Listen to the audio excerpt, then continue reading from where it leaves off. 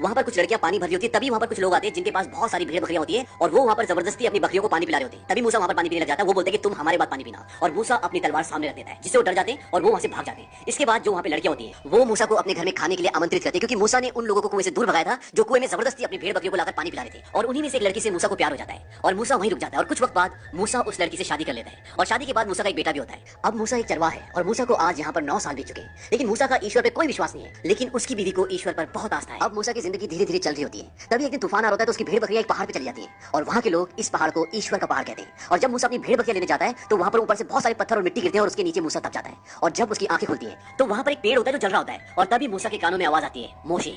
और उसके बाद वहाँ पर एक बच्चा आता है। दरअसल मूसा का जन्म का नाम मोशे होता है। वो बच्चा मूसा को बोलता है कि तुम अपने लोगों को भूल गए, लेकिन अब भी वो तुम्हारा इंतजार कर रहे हैं, जाओ और मिस्र जाओ, अपने लोगों का हाल देखो। और इसके बाद मूसा की आंखें बंद हो जाती हैं और जब उसकी आंखें खुलती हैं तो वो अपनी बीवी के सामने होता है। मूसा के मुताबिक वो बच्चा ईश्वर था, और जब वो अपनी बीवी को बताता है तो उसकी बीवी बोलती है कि ईश्वर बच्चा नहीं हो सकता। मूसा अपनी बीवी को बोलता है कि तुमने ईश्वर को देखा है? देखा तो बताओ कैसा दिखता है? मूसा की बीवी बोलती है तुम सो जाओ, तुम अभी जख्मी हो, क्योंकि मूसा बहुत जख्मी होता है। इसके बाद मूसा को उसी बच्चे का एक और बार आभास होता है और अब मूसा ये तय करता है कि वो मिस्र जाएगा। और मूसा मिस्र पहुंच जाता है और मिस्र पहुंचने के बाद वो उसी बूढ़े आदमी से मिलता है जिसने उसको उसकी जिंदगी की हकीकत बताई होती है, और इस बार वो अपने भाई से भी मिलता है। इसके बाद मूसा रात को चुपके से रामसीस के अस्तबल में घुस जाता है और रामसीस को लगता है कि बाहर कोई है, और जब वो बाहर आता है तो मूसा उसकी गर्दन पर तलवार रख देता है। रामसीस मूसा को बोलता है कि तुम जिंदा हो, मुझे देखकर अच्छा लगा। मूसा बोलता है कि इसीलिए तुमने मुझे मारने के लिए 2 हत्यारों को भेजा था। दरअसल जब मूसा बिहड़ में होता है तब उसे मारने के लिए 2 हत्यारे आते हैं। रामसीस बोलता है कि मैंने नहीं, मेरी मां ने भेजा होगा। मूसा बोलता है कि उन्हें दोष मत दो। वो कहता है कि यहाँ की हालत पहले से भी बदतर हो गए, गुलामों की हालत बहुत खराब है। रामसीस बोलता है कि नहीं, ऐसा कुछ नहीं है। मूसा बोलता है कि मैंने अपनी आंखों से देखा है, और अगर वो मेहनत करते हैं तो उनको उनकी मेहनत के बदले पैसे मिलने चाहिए, नहीं तो तुम उनको आजाद कर दो। रामसीस बोलता है कि वो जानवरों की तरह है, और अगर हम उन्हें आजाद कर भी दें तो उन्हें जिंदगी जीने का तरीका नहीं आता, और तुम्हें भी उन लोगों की बातों में नहीं आना चाहिए। मूसा बोलता है कि मैं उन लोगों की बातों में नहीं आ रहा। रामसीस बोलता है फिर किसकी? मूसा बोलता है कि ईश्वर की। और ये कहकर मूसा वहां से चला जाता है। इसके बाद ये दिखाते हैं कि रामसीस के महल में एक मीटिंग बैठती है जिसमें रामसीस बोलता है कि मूसा ने मेरे गर्दन पे तलवार रखी थी और उसने गुलामों को आजाद करने की बात रखी, यानी कि उसने मुझे धमकी दी है, अब उसे जिंदा रहने का कोई हक नहीं है, मूसा को मार दो। अब रामसीस के लोग मूसा का पता जिस भी परिवार से पूछते हैं और वो परिवार उसका पता नहीं बताता तो सरेआम उस पूरे परिवार को फांसी लगा दी जाती है। वहीं दूसरी तरफ दिखाते हैं कि मूसा अब मिस्र में गुलामों के साथ अपनी एक सेना बना रहा है। वो उनको घुड़सवारी सिखाता है, उनको तीरंदाजी सिखाता है, उन्हें हथियार चलाना सिखाता है ताकि वो यहाँ पर अपनी एक सेना बना सके। और थोड़ी वक्त बाद मूसा की अपनी एक सेना तैयार हो जाती है और इसके बाद वो ये फैसला करते हैं कि मिस्र के जो रहने वाले उनको हम परेशान करेंगे, उनके खाने के सामान को जला देते हैं, उनकी नाव को जला देते हैं और कुछ लोगों के घरों को जला देते हैं ताकि वो लोग रामसीस को मजबूर कर दें कि वो गुलामों को आजाद कर दें। अब एक दिन मूसा के सामने वही बच्चा आता है जो उसे ईश्वर के पहाड़ पर मिला था, जिसे मूसा ईश्वर कहता है। वो बोलता है कि तुम कहाँ थे? वो बच्चा बोलता है कि मैं तुम्हें हारते हुए देख रहा था, और जिस तरह की लड़ाई तुम लड़ रहे हो इस लड़ाई में तुम्हें कई सालों लग जाएंगे, शायद एक पीढ़ी लग जाए। मूसा बोलता है कि मैं एक पीढ़ी लड़ने के तैयार हूँ। वो बच्चा बोलता है कि शायद मैं नहीं, अब तुम कुछ नहीं करोगे, बस तुम देखते जाओ। जब मूसा उस बच्चे से बात कर रहा होता है तभी दूर से एक आदमी देखता है कि मूसा किसी से बात कर रहा है, लेकिन सामने कोई भी नहीं होता। इसका मतलब ये बच्चा ईश्वर होता है। और अगले दिन मिस्र की नदी में बड़े बड़े मगरमच्छ आ जाते हैं और उनकी नदियों में जो नाव होती है उनमें जितने भी लोग होते हैं वो मगरमच्छ उन सब लोगों को मार देते हैं और नदी की सारी मछलियां मर जाती हैं और नदी में अब पानी की जगह खून बह रहा है। और जब वहाँ की फसलों को पानी नहीं मिला तो वहाँ की पूरी फसलें खराब हो गई। और इसके बाद ये दिखाते हैं कि उस पूरे राज्य में, पूरे मिस्र में मेंढकों का आतंक फैल जाता है, यानी कि पूरे मिस्र में मेंढक ही मेंढक होते हैं। और जब वो मेंढक मर जाते हैं तो पूरे राज्य में इतनी मक्खियां हो जाती हैं कि लोग वहाँ पर खाना भी नहीं खा सकते। और इसके बाद वो होता है जिसके बारे में उन्होंने कभी सोचा भी नहीं था,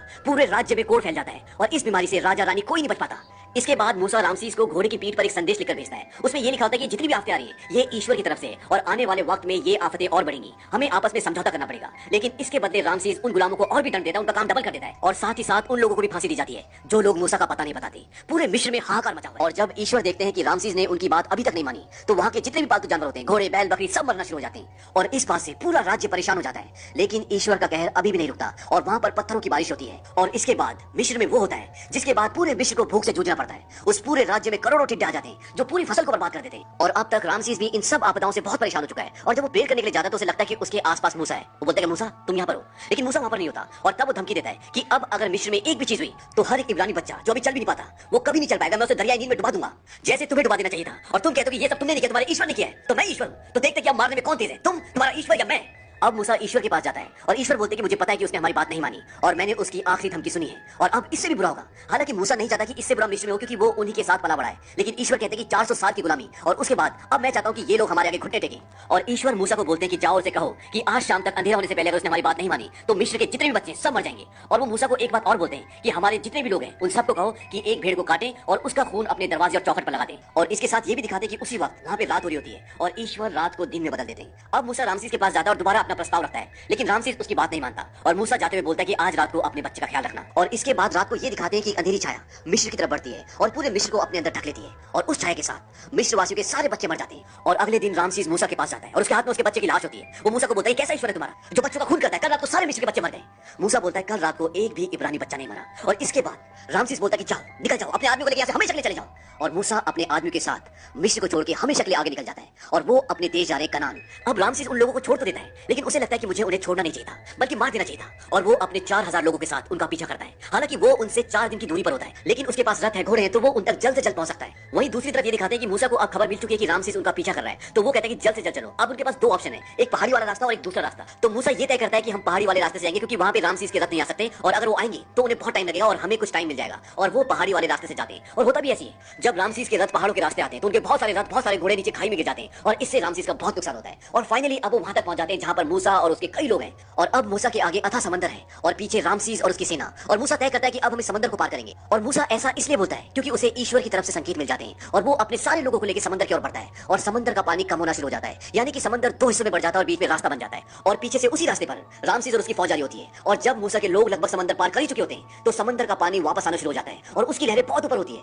मूसा अपने लोगों को बोलता है कि तुम लोग जाओ, और मूसा समंदर की ओर बढ़ने लग जाता है, यानी कि रामसेस की ओर। और रामसेस की सेना भी पूरी वापस भागना शुरू हो जाती है, क्योंकि उन्हें दिख जाता है कि पानी हमारी तरफ आ रहा है। और इससे पहले कि रामसेस मूसा पर आक्रमण करता, समंदर का पानी उन्हें अपनी आगोश में ले लेता है और रामसेस के सारे आदमी समंदर में डूबकर मर जाते हैं। लेकिन रामसेस और मूसा बच जाते हैं। अब मूसा और उसके सभी लोगों को यहाँ से आगे कनान देश की ओर बढ़ना है, लेकिन मूसा का घर यहाँ से बहुत नजदीक है, जहाँ पर उसकी बीवी और बच्चे उसका इंतजार कर रहे हैं। और मूसा अपने सारे लोगों को लेकर अपने घर जाता है। वहाँ अपने बेटे से मिलता है, अपनी बीवी से मिलता है। और अब मूसा को भी ईश्वर के प्रति पूरी आस्था हो गई है। इसके बाद वो सब वहाँ से आगे कनान देश के लिए निकलते हैं और उस सफर के दौरान ये दिखाते हैं कि ईश्वर भी उनके साथ है। और इसी के साथ ये फिल्म खत्म हो जाती है। हमारे कमेंट बॉक्स में जरूर लिखें कि बाइबल की ये कहानी आपको